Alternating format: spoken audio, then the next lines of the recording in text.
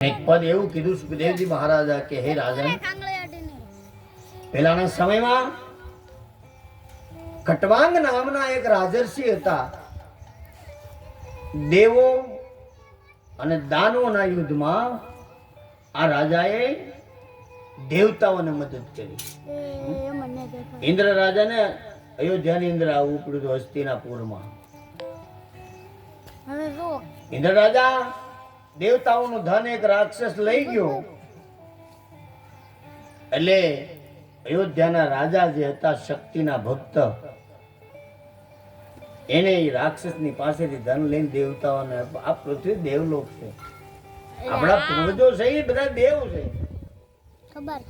ખટવાંગ નામનો રાજર્ષિ રાક્ષસો પાસેથી હરાવીને ધન લઈને દેવતાઓને આપ્યા અને દાનવોને હરાવ્યા. એટલે દેવો પ્રસન્ન થઈ અને ખટવાંગ રાજાને પ્રશ્ન કર્યો કે તમે કોઈ અમે વરદાન આપી. ખટવાંગ નામના રાજાએ કીધું કે અમારે કાંઈ નથી જોતું, પણ મારે એક મારો પ્રશ્ન છે, મારી આયુષ કેટલી છે એ મને કહે. એને પૈસા ન માંગ્યા. બુદ્ધિશાળી રાજા એટલે દેવોએ કીધું કે તારું આયુષ એક પોરનો વિધિ છે. હવે એક પોર એટલે 3 કલાક થાય. આખી રાત્રિના 4 પોર આવે, 12 થી 3, 3 થી 6, 6 થી 9, 9 થી 12. હવે એમાં એને એક પોર નું કીધું એટલે 3 કલાકમાં આ ખટવાંગ નામના ઋષિનું મરણ થવાનું. એટલે તારા આયુષમાં એક પહોરની અવધિ છે. પોતાના આયુષનું પ્રમાણ જાણી રાજા 2 ઘડી સમયમાં સર્વ વિષયોનો ત્યાગ કરી ઈશ્વરમાં ચિત્ત પરોવી અભય રૂપ શ્રી હરિને પામ્યો. સુખદેવજીએ કીધું કે તું જોતો ખરો કેવા મહાપુરુષો થઈ ગયા. તારી પાસે તો હજી 7 દિવસ છે. આ 3 કલાકમાં જો ખટવાંગ નામના ઋષિએ પરમાત્માનું શરણ લઈ લીધું તો 7 દિવસમાં તને નહીં મુક્તિ મળે. એ રાજન, મરણકાળ નજીક આવે ત્યારે ઘરમાંથી નીકળી પવિત્ર તીર્થમાં જળમાં સ્નાન કરી એકાંત પ્રદેશમાં વિધિપૂર્વક આસન બનાવી અને ઓમકારનો જપ કરવો. અહોમ બ્રહ્મ અસ્મસી. કારણ કે પ્રાણાયામ કરી મનને વંશ કરી અને વાસનાઓને તૃપ્ત ન થવું. હે રાજન, મન છે જો એ રજોગુણ અને તમોગુણ થી આકર્ષણ ન થાય એનું ખાસ ધ્યાન રાખવું. આ 2 પાપ છે. કાયસિક, માનસિક અને વાયસિક 3 પ્રકારના પાપ છે આ શરીર. કાયસિક નો અર્થ થાય શરીર દ્વારા કોઈને દુઃખ આપવું, પણ એનું પ્રાયશ્ચિત છે શરીરમાં. અને વાંચિક પાપ અપશબ્દ બોલવાથી અથવા ખોટે ખોટું કોઈને કહેવાથી જે દુઃખ લાગે, વાંચિક.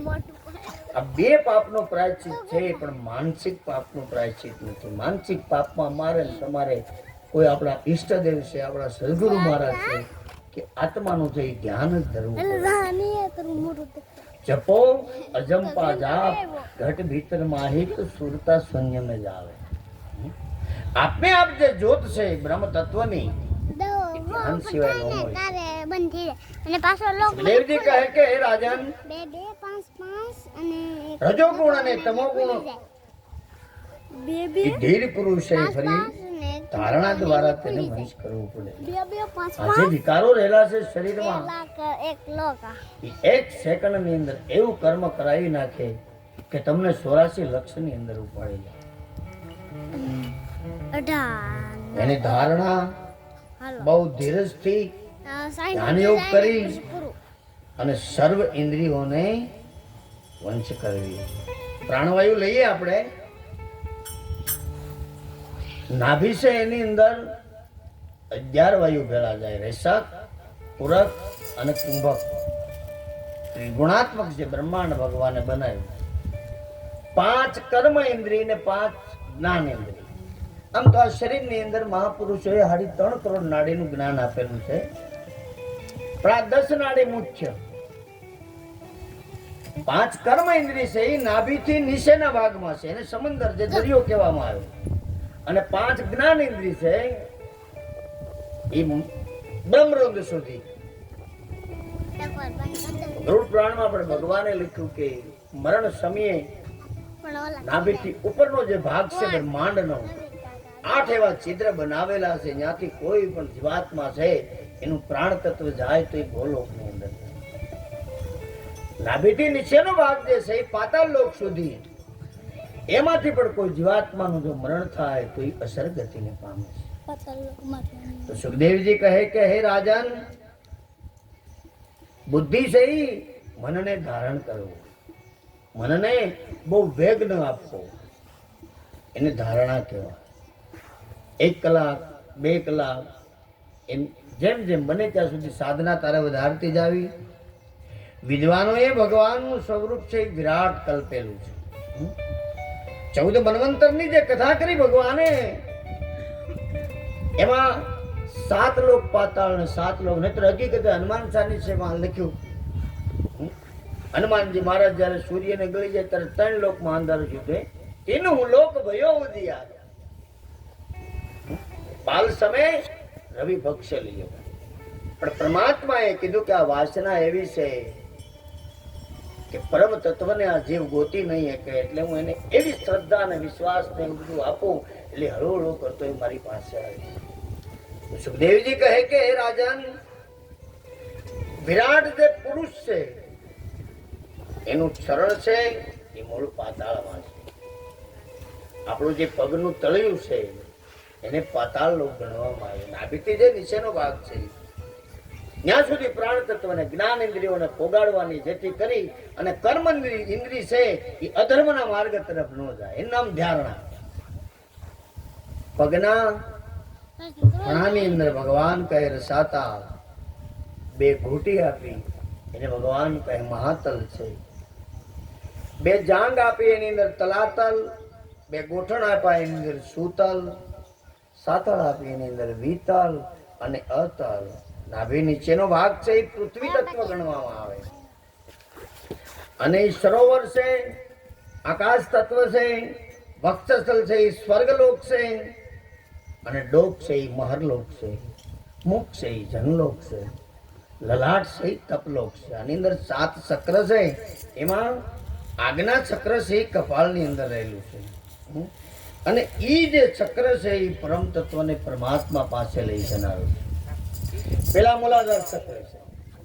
તો મૂલાધાર ચક્રની અંદર સુષુમ્ના નાડી જ્યારે જાગૃત થાય, સવારે 6 વાગે સુષુમ્ના નાડી છે મૂલાધાર ચક્રની અંદર પડી હોય, એ હવા સહે પછી સ્વાદિષ્ટાન ચક્રની અંદર,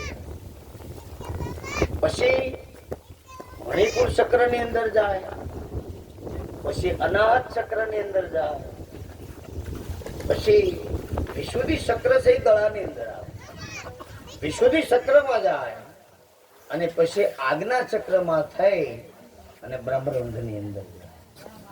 હવે 7 ચક્રનો સમય જ્યારે સુષુમ્ના નાડી ભોગવે ત્યારે 21,700 શ્વાસા બધા દેવતાઓના પૂરા થાય ત્યારે 3 સંધ્યાઓ પરમાત્માએ જે બતાવેલી છે, એમાં સવારની સંધ્યામાં પરમ તત્વ ન મળે તો બપોરની સંધ્યામાં મળે, બપોરની સંધ્યામાં ન મળે તો સાંજની સંધ્યામાં મળે. આવી રીતે સુખદેવજી બ્રહ્મ તત્વનું જ્ઞાન છે પરીક્ષિત રાજાને કહેવા લાગ્યા. કેટલાક પુરુષો પોતાના શરીરની અંદર રહેલા હૃદય આકાશમાં શ્રી હરિનું ધ્યાન ધરે, ચતુર્ભુજ સ્વરૂપ કમળ શંખ ચક્ર ગદા અને પદ્મ ધારણ કરનારા એવા ભગવાનનું ચિંતન કરવું અને ભગવાનના પગથી ઠેઠ મુખ સુધી એનું ચિંતન કરવાથી આ ભવરોગ જે થયો છે હે પરીક્ષિત, એ તારો નાશ પામશે. જેનું મન શ્રી હરિ ચિન્મય મૂર્તિમાં લાગતું નથી, સુખદેવજી કહે એને ધીમે ધીમે એ પોતાના મનને એ તરફ દોડી જવું અને સર્વ સમય ભગવાન શ્રી હરિ સર્વનો પ્રકારે એનું શ્રવણ, એનું કીર્તન અને એનું સ્મરણ કરવું જોઈએ. જેમ જેમ પરમાત્માનું નામ લેતા જાય એમ કીધું પ્રથમ ભક્તિ સંતન સંગા. કારણ કે જેમ જેમ કાયમ સવારમાં કોઈ ગીતાજીનો અધ્યાય કરે તો 1 મહિના પછી પોતાનું જે જીવન ચરિત્ર છે અને મહિના દિવસ પછી જેવું જીવન ચરિત્રમાં કેટલો ફેરફાર થઈ ગયો એની તાકાત છે. તો પરીક્ષિત રાજાએ પ્રશ્ન કર્યો કે હે સુખદેવજી મહારાજ,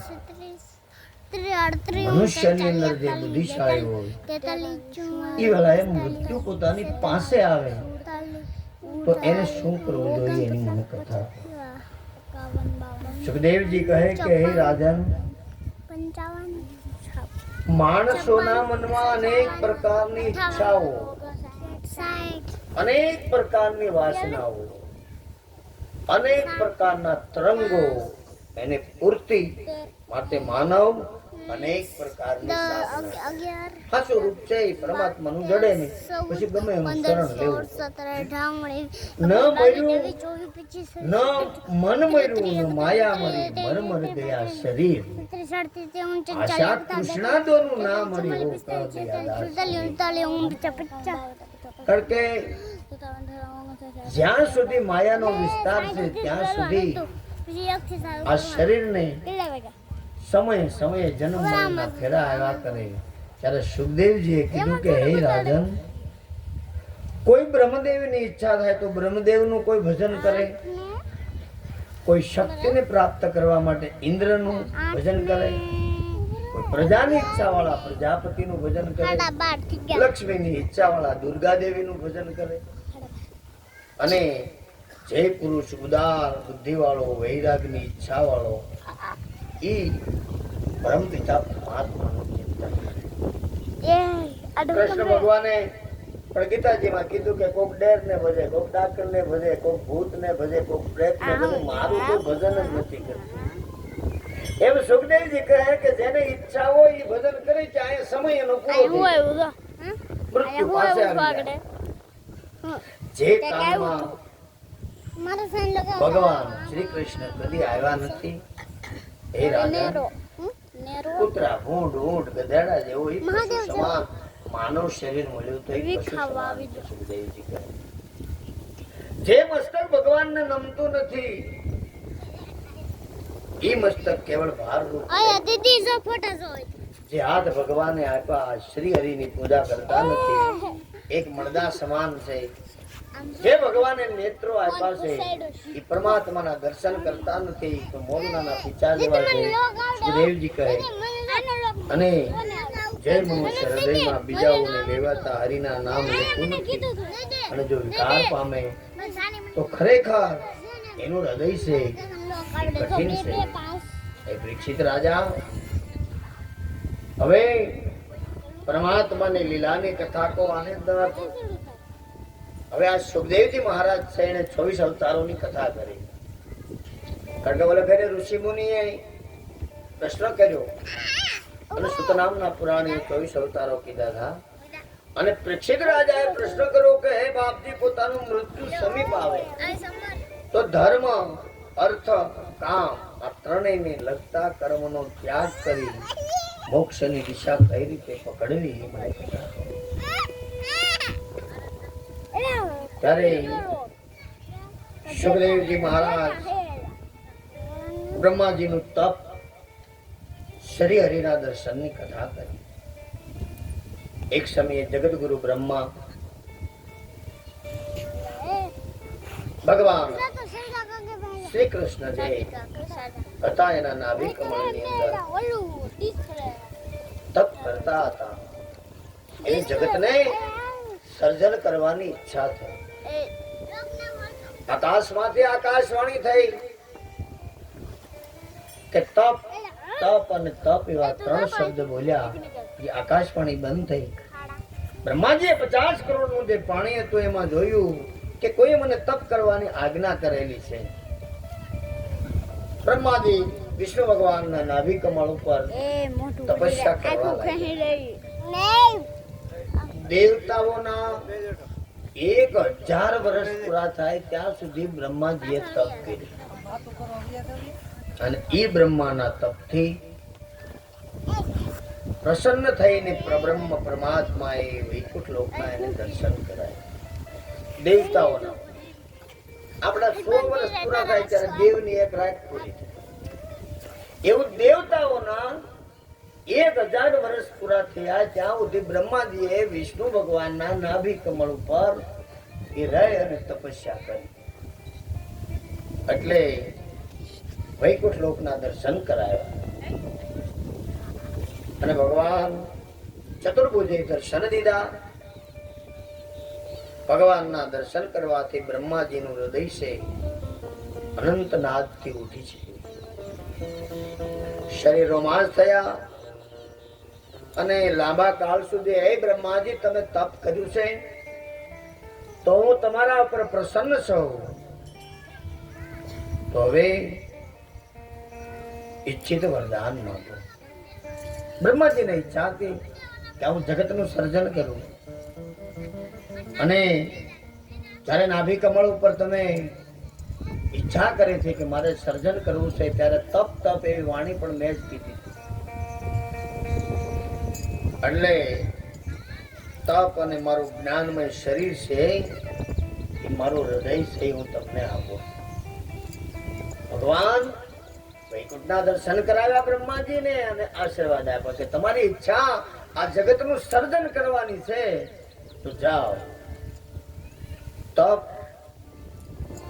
અને શરીર એ મારું હૃદય રૂપી છે હું તમને આપું છું અને મારી શક્તિ હું તમને જાઓ તમે આ સંસારની અંદર જગતનું સર્જન કરો. પણ બ્રહ્માજી કહેવા લાગ્યા કે હે ભગવાન કૃષ્ણ આપ મારા આપના સ્વરૂપના જ્ઞાન વિષય વાળી બુદ્ધિ આપો.